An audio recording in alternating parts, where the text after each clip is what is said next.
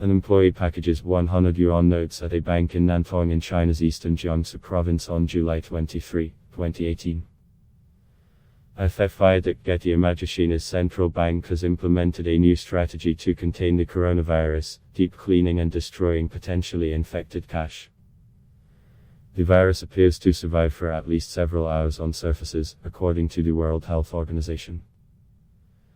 This is why buildings in affected areas are regularly disinfecting elevator buttons, door handles, and other commonly touched surfaces, and why people are worried about cash, which changes hands multiple times a day.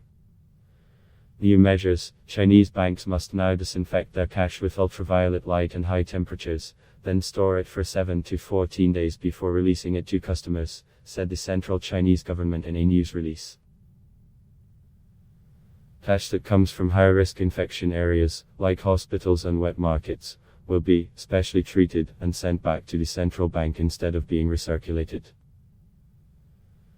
And in the central bank's Jiangsu branch, these high-risk banknotes may be destroyed instead of merely disinfected, according to state-run tabloid Global Times. To make up for the supply, the bank will issue large amounts of new cash. In January, the bank allocated 4 billion yuan, $573 million, in new banknotes to Wuhan, the Chinese city where the outbreak began, said the government news release. How dirty is cash?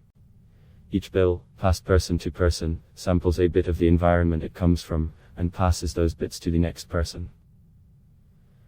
The list of things found on US dollar bills includes DNA from our pets, traces of drugs, and bacteria and viruses, according to a 2017 study in New York.